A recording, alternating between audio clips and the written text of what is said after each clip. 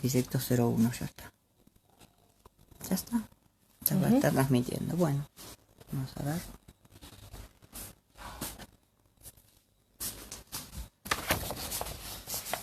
Cerrar la puerta.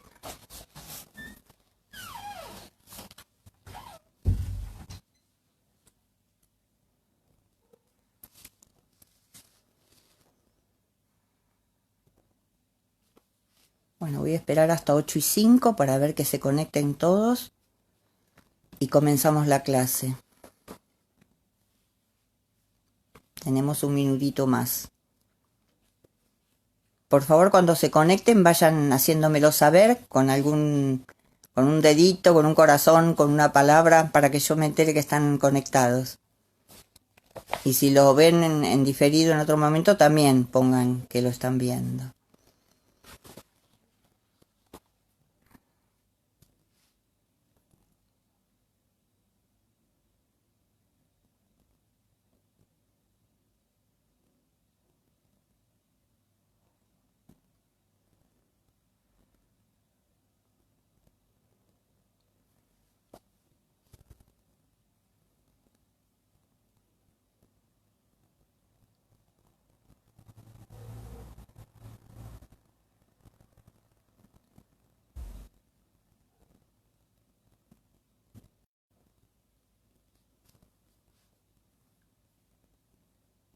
Hola Rosa, ¿cómo te va? Bueno, vamos a empezar a orar por la clase. Padre, en el nombre de Jesús, Señor, te doy gracias por la vida de Rosa, por la vida de todas las personas que van a conectarse ahora para ver esta clase. Señor, te pido que tu Espíritu Santo se manifieste con todo su poder. Señor, bendice la conexión, Dios mío, y bendice cada corazón para que reciban esta palabra y la puedan poner por obra en sus vidas. Te doy gracias, Dios mío, en el nombre todopoderoso de Jesús. Gracias, Padre, gracias, Hijo y gracias, Espíritu Santo. Amén y amén. Bueno, espero que alguno más se conecte y que me lo haga saber. Bueno, esta es la parte teológica del módulo 2. Es la clase número 1, se llama La Biblia y está en la página 33. Está en la página 33 del libro del módulo 2. Bueno, acá vamos a ver en primer lugar el origen y la definición de la palabra Biblia. La palabra Biblia deriva de una palabra griega que es biblos, que significa libros, grupo de libros. Es un conjunto de libros, la Biblia, que fue escrita por más de 45 hombres, todos inspirados por el Espíritu Santo. Y estos hombres que escribieron la Biblia provenían de distintos estratos sociales. Había reyes, campesinos, pescadores, filósofos. El Espíritu Santo a través de ellos se manifestó en la palabra de Dios. Y vamos a ver en el punto B que dice divisiones de la Biblia. Se divide en dos partes la Biblia. La primera laguna escribimos Antiguo Testamento. En la primera laguna, Antiguo Testamento. En la segunda laguna, Nuevo Testamento. La Biblia se divide entonces en Antiguo Testamento, Nuevo Testamento. El Antiguo Testamento contiene 39 libros y trata del pacto de Dios con el pueblo de Israel hasta la llegada del Mesías Jesucristo. Y se divide en 5 libros de la ley, que son Génesis, Éxodo,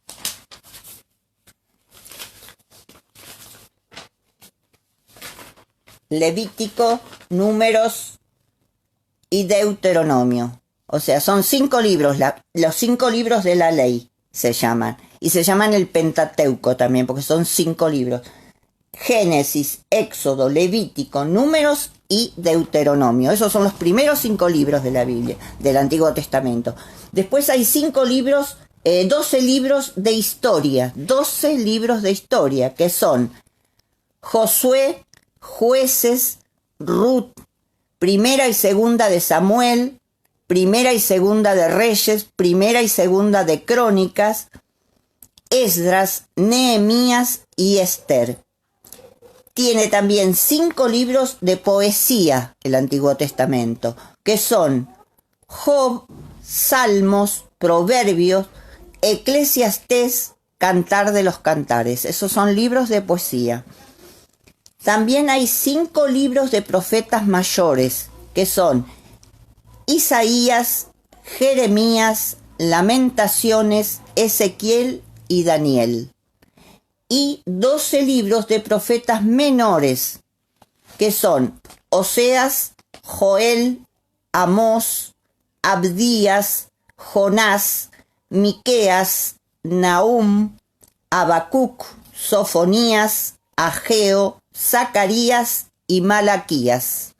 En Malaquías termina el Antiguo Testamento y comienza el Nuevo Testamento. La Biblia está dividida en esas 2 partes. Entonces, el Nuevo Testamento contiene 27 libros y trata del pacto que Dios hizo con toda la humanidad a través de su Hijo Jesucristo.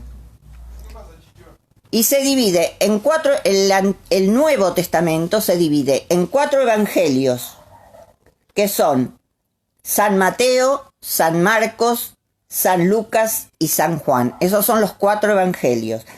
Después hay un libro de historia, que es de Hechos, el libro de historia, 14 epístolas de Pablo, del apóstol Pablo, y son Romanos, Primera y Segunda de Corintios, Gálatas, Efesios, Filipenses, Colosenses, Primera y Segunda de Tesalonicenses, Timoteo, Primera y Segunda de Timoteo, Tito, Filemón y Hebreos. Esas son las 14 epístolas de Pablo. Después hay 7 epístolas generales, que son Santiago, Pedro, Primera y Segunda de Pedro, Primera, Segunda y Tercera de Juan y San Judas. Y un libro de profecía que es el Apocalipsis, que fue la revelación que tuvo el apóstol Juan, el Apocalipsis. Ese es el último libro del Nuevo Testamento. Bueno, ahora vamos a ver en el punto C que dice, ¿qué es la Biblia para un cristiano? ¿Y qué es la Biblia para un cristiano? Es la palabra de Dios. Vamos a escribir en la laguna, es la palabra de Dios. Escribimos, es la palabra viva de Dios. Es la palabra viva de Dios. Y acá dice, aunque Dios usó a hombres para escribirla, ellos fueron medios para transmitir su mensaje y su voluntad. Y vamos a ver en 2 de Pedro 1:21 qué nos dice la palabra de Dios. Dice, en 2 de Pedro 1:21, dice, porque nunca la profecía fue traída por voluntad humana, sino que los santos hombres de Dios hablaron siendo inspirados por el Espíritu Santo, como habíamos dicho antes. Esto está en la palabra de Dios. Entonces, también en la laguna 2 vamos a escribir, es la fuente de autoridad. Es la fuente de autoridad. Escribimos, es la fuente de autoridad. ¿Dónde se fundamenta la iglesia? En la Biblia se fundamenta la iglesia, porque es la fuente de autoridad. Y vamos a leer Salmos 19:7. En Salmos 19:7 la palabra de Dios dice, la ley de Jehová es perfecta, que convierte el alma. El testimonio de Jehová es fiel, que hace sabio al sencillo. Y en Apocalipsis 22, 18, 19 dice, yo testifico a todo aquel que oye las palabras de la profecía de este libro. Si alguno añadiere a estas cosas, Dios traerá sobre él las plagas que están escritas en este libro. Esto nos dice que la palabra de Dios es perfecta, que no hay que agregarle nada ni sacarle nada. Entonces nosotros debemos basarnos pura y exclusivamente en la palabra de Dios, porque el fundamento de la iglesia es sobre la palabra de Dios. En el punto D dice, ¿qué produce la palabra de Dios en la persona? Entonces, vamos a leer en 2 de Timoteo 3:16 que nos dice: toda escritura es inspirada por Dios y útil para enseñar, para redarguir, para corregir y para instruir en justicia. Entonces, ¿qué hace la palabra de Dios en la persona? En la primer laguna vamos a escribir, nos enseña. Escribimos, nos enseña. La palabra de Dios nos enseña. Dice, nos hace conocer la voluntad de Dios y sus mandamientos. En Mateo 5, ustedes después lo leen porque es una página, una o dos páginas nada más, el capítulo 5 de Mateo. Ahí Jesús nos habla de las bienaventuranzas, de todas las bendiciones que Dios tiene para nosotros cuando nosotros nos mantenemos obedientes a su palabra. Después nos enseña sobre que nosotros somos la sal del mundo porque somos los que vamos a preservar a la iglesia, vamos a predicando el evangelio, cada vez más gente se va a convertir y va a continuar la iglesia de Jesucristo. Somos la sal del mundo, somos la luz del mundo, dice Jesús. Nos habla sobre la ira, nos habla sobre los juramentos, nos habla sobre la relación entre los matrimonios. Entonces ahí nos enseña muchas cosas Jesús. Primero nos dice todas las bendiciones y nosotros obedecemos todo. Nos habla sobre el amor para los enemigos, que es algo muy difícil para nosotros, pero Dios nos está pidiendo que nosotros transformemos nuestra vida cuando conozcamos la palabra de Dios. Nosotros debemos transformar nuestra vida de acuerdo a la palabra de Dios, siendo obedientes a ella. Y después dice, en la laguna 2 escribimos redarguye. ¿Qué quiere decir esto? Que nos convence de pecado la palabra de Dios. Nosotros leyendo la palabra, conociendo a Jesús, porque la palabra de Dios es Jesús, nos damos cuenta de que somos pecadores.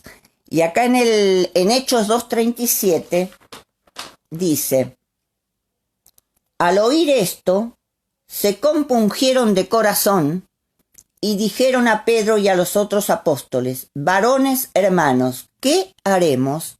Acá nos relata cuando cayó el Espíritu Santo sobre todos los apóstoles en Pentecostés. Después Pedro da un discurso predicando el Evangelio, digamos, que hablan todos lenguas distintas y ellos le pueden hablar a cada uno en su lengua.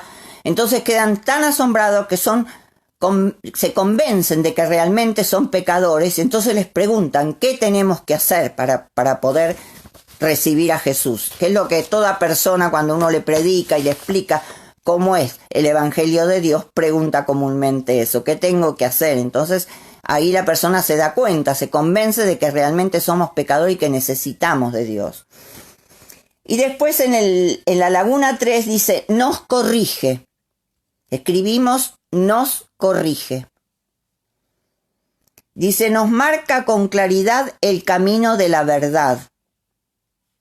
Entonces vamos a leer en Hechos 18:26, que dice, y comenzó a hablar con denuedo en la sinagoga, pero cuando le oyeron Priscila y Aquila, le tomaron aparte y les pusieron más exactamente el camino de Dios.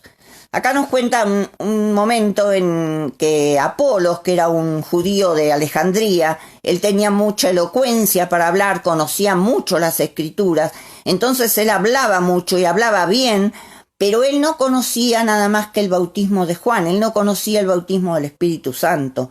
Entonces él decía cosas, pero no era completo su discurso o su predicación.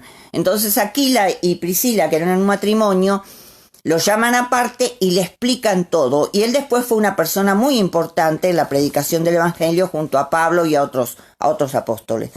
Entonces, dijimos que ¿qué produce la palabra de Dios en la persona? La primera laguna nos enseña, la segunda redarguye y en la tercera nos corrige. Y acá dice en la cuarta, instruye, escribimos, instruye en justicia. Escribimos, instruye en justicia.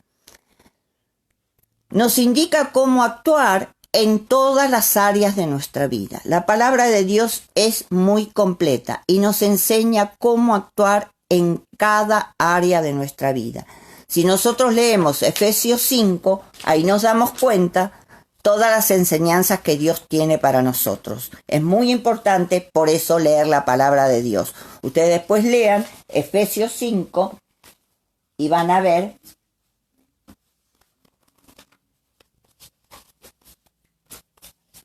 todo lo que nos habla la palabra de Dios en Efesios 5. Habla sobre el matrimonio, habla sobre los dones del Espíritu, muchas cosas que nosotros tenemos que conocer.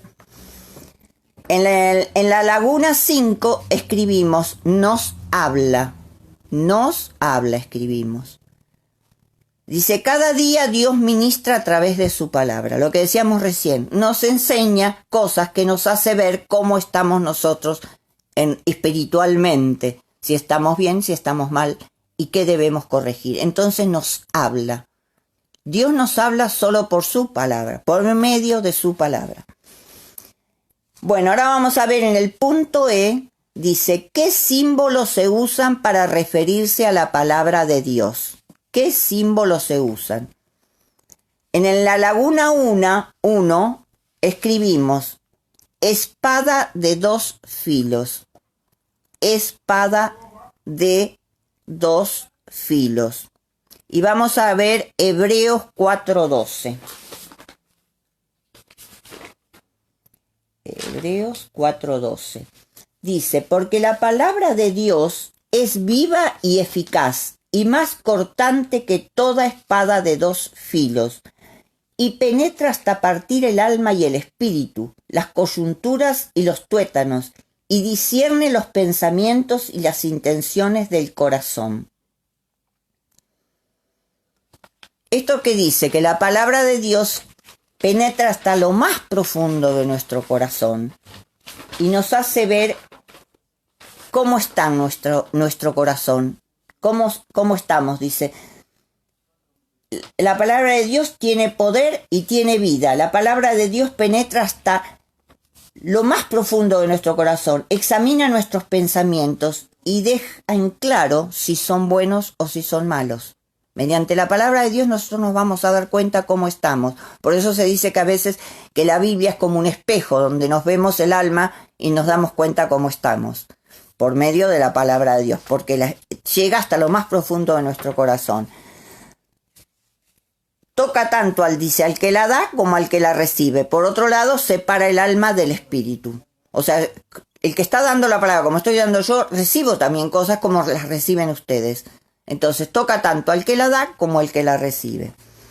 En el punto 2 dice, antorcha en lugar oscuro. Escribimos, antorcha en lugar oscuro. Antorcha en lugar oscuro.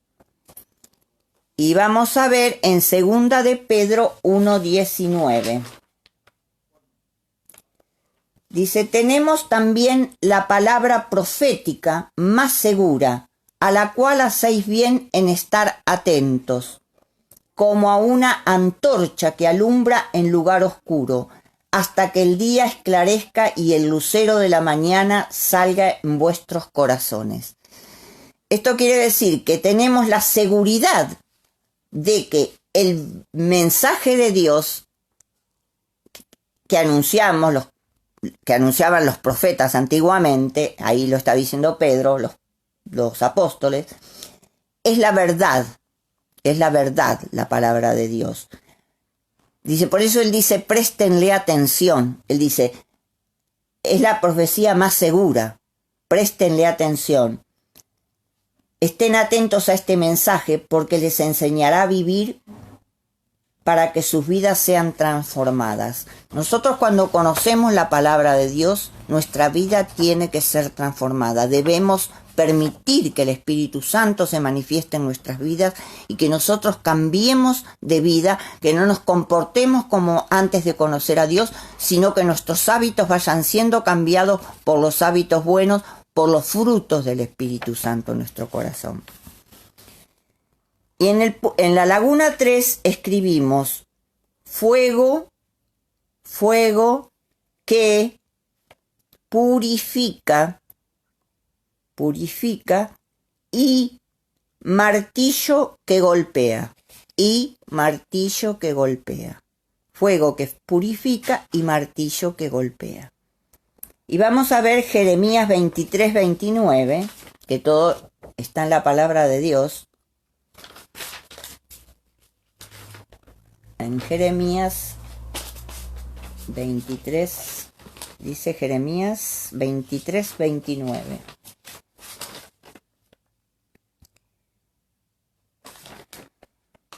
Dice, ¿no es mi palabra como fuego, dice Jehová, y como martillo que quebranta la piedra?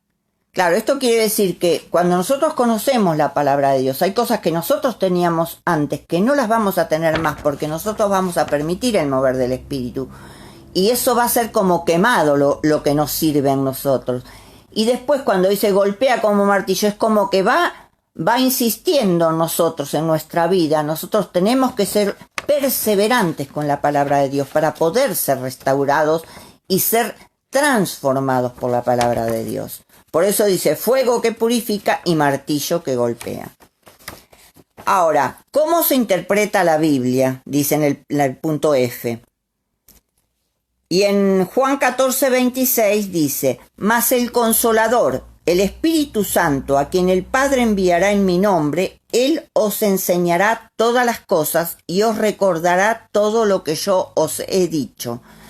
Jesucristo dice que él dejó el Espíritu Santo para que Él nos enseñara todas las cosas, porque ya sabemos que la Biblia está escrita por el Espíritu Santo. Los hombres que escribieron la Biblia fue por medio del Espíritu Santo. Entonces, mediante la palabra de Dios, el Espíritu Santo se manifiesta en nuestras vidas y nos enseña y nos recuerda todas las cosas que Jesús nos dejó. Dice, el Espíritu Santo es quien nos enseña a entenderla, utilizando a hombres para colaborar con este fin.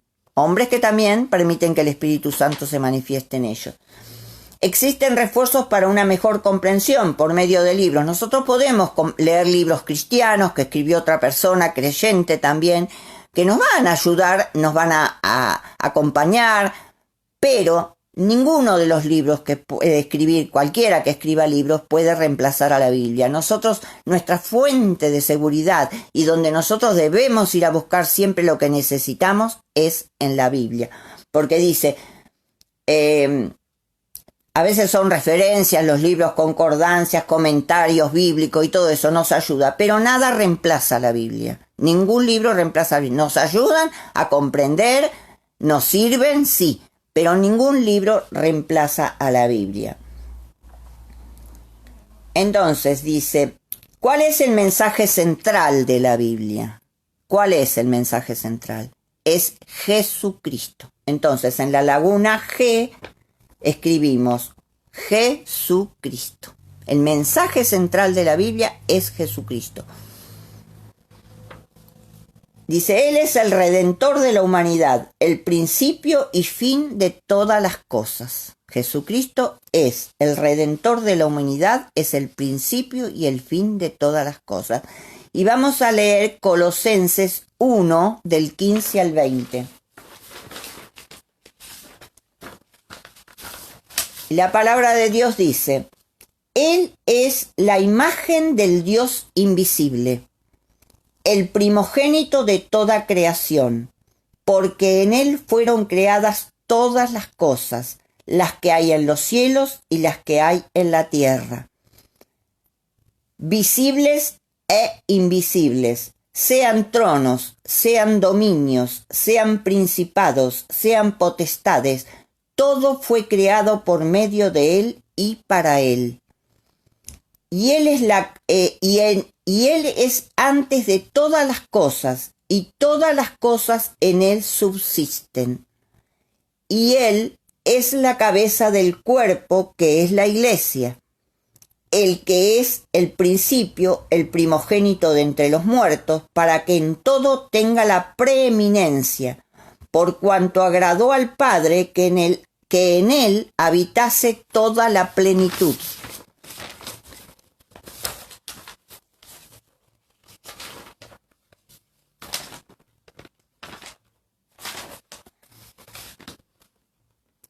Y por medio de él reconciliar consigo todas las cosas, así las que están en la tierra como las que están en los cielos, haciendo la paz mediante la sangre de su cruz.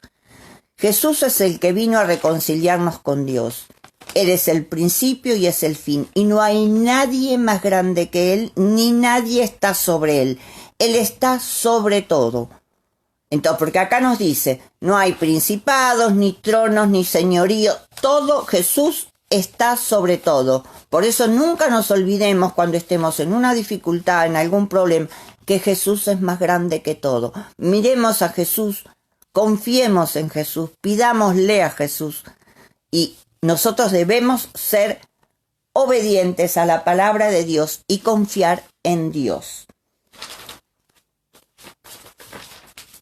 Y bueno, entonces acá la conclusión es: la Biblia contiene el mensaje de Dios para toda la humanidad, habíamos dicho, ¿no? Trata de Dios y de la condición humana. Enseña que hay un Dios creador que demanda obediencia, fidelidad y responsabilidad de nosotros. Nosotros somos testimonio de Dios, debemos ser responsables con nuestra vida cristiana. Relata que el fracaso de la humanidad es por su desobediencia. En la Biblia nosotros tenemos muchas historias, que después lo vamos a ir viendo en otras clases.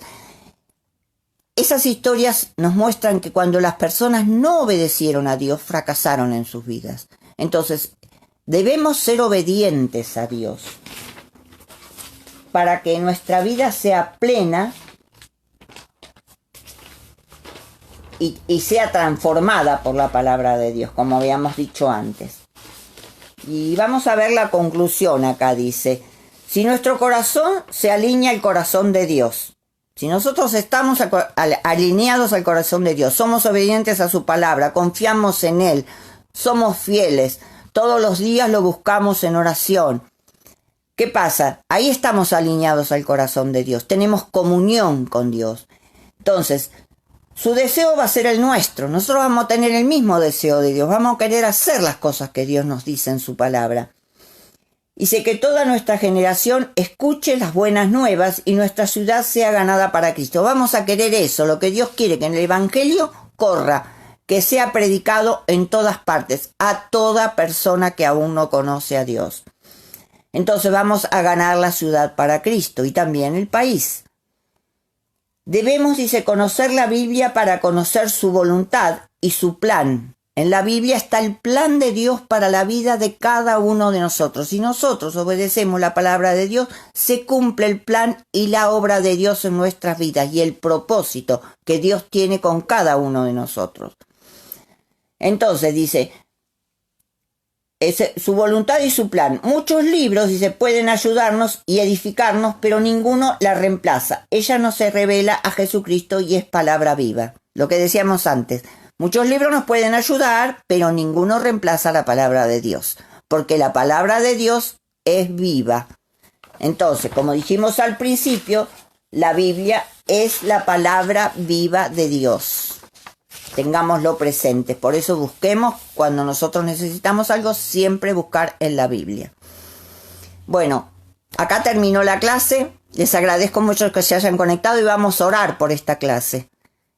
En el nombre de Jesús, Señor, nos ponemos en tu presencia, Padre amado, y te pedimos, Señor, que tu Espíritu Santo se manifieste en nuestras vidas, que te demos lugar, Señor, que permitamos que tu Espíritu Santo tome el control de nuestro corazón, de nuestras mentes, de nuestros pensamientos, Dios mío, para estar siempre en comunión contigo. Te lo pedimos en el nombre de Jesús. Y en tu nombre, Jesús, yo desato el poder de tu Espíritu Santo en cada uno de los que están escuchando esta clase. Y te doy gracias, Dios mío, por sus vidas y los bendigo en tu nombre todopoderoso, Jesús. Gracias, Padre, gracias, Hijo y gracias, Espíritu Santo. Amén y amén. Bueno, nos volvemos a encontrar el sábado que viene a las 20 horas. Yo estoy en la parte teológica, como les dije. Y después yo en la segunda clase les voy a dar un trabajo práctico para hacer. Después la clase próxima les explico. Ahora viene Isabel para dar la otra clase, ¿eh? Así que los dejo con ella. Y un beso grande y muchas bendiciones para todos.